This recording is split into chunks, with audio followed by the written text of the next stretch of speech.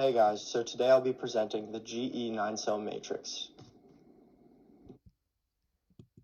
So what is the GE 9-cell matrix?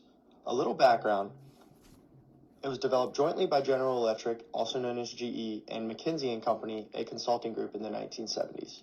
It was created as an improvement over the commonly used Boston Consulting Group's growth share matrix and designed to help GE prioritize investments across its over 150 business units.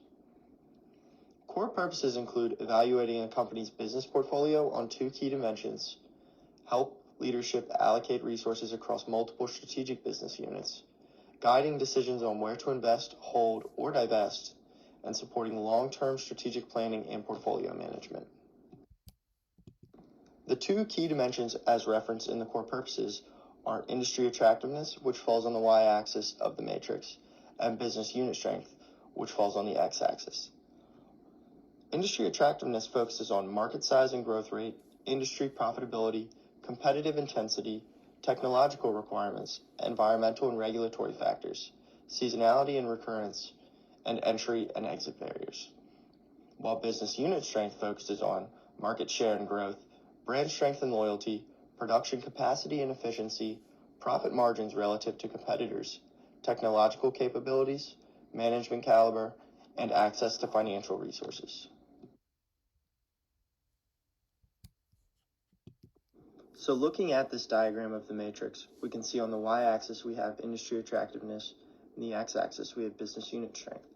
In the left corner we have the green or invest zone, running diagonal the orange or yellow selectivity zone, and in the bottom right the harvest or divest zone. Each dimension is rated low, medium, and high, creating a 3x3 grid, which equals the 9-cell matrix. A deeper look into these three strategic zones. Zone 1, invest and grow. The business is strong and industry is attractive. Aggressively invest resources and capital, expand market share and geographic reach, pursue research and development along with innovation, prioritize for management attention, and seek acquisitions to accelerate growth. Zone 2, or selectivity, there are mixed signals, the business or industry is moderate. Invest selectively based on potential.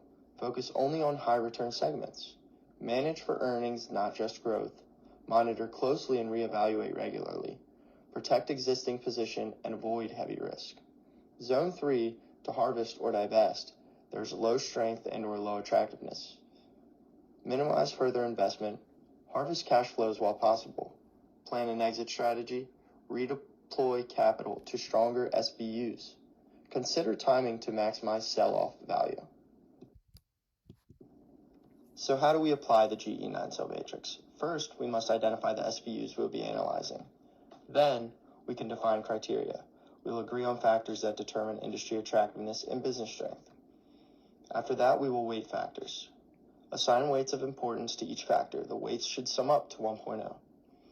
After that, we will score each SBU, rating each SBU on every factor using a 1 to 5 scale. 1 is the lowest, 5 the highest, and then calculate weighted scores. These two steps are similar to work done in the internal, external, and strategic factor analysis summaries. After the fourth step, we will plot on the matrix. Place each SBU in the appropriate cell based on its two axis scores. After that, we will develop strategy. Apply, invest, selectivity, or harvest and divest strategies based on cell positions. So here are some of the advantages and limitations of the GE 9-cell matrix. First, the advantages. It's more nuanced than the BCG matrix and using multiple factors instead of just two. It captures both quantitative and qualitative variables. It is flexible and can be tailored to any industry or company and is very useful for large multi-business corporations. It supports clearer capital allocation decisions and encourages systematic strategic thinking. Now the limitations, it is subjective in assigning weights and scores and can bias results. It does not capture the synergies between business units, and it is time-consuming and data-intensive to build accurately. It also doesn't capture dynamic market shifts, and it may oversimplify complex competitive dynamics. It requires significant management buy-in to be effective. So here are some key takeaways of the GE 9-cell matrix. It is a 3x3 grid that plots industry attractiveness versus business unit strength. It divides portfolios into 3 strategic zones: invest, selectivity, and harvest or divest. It is more sophisticated than BCG because it uses multiple weighted criteria.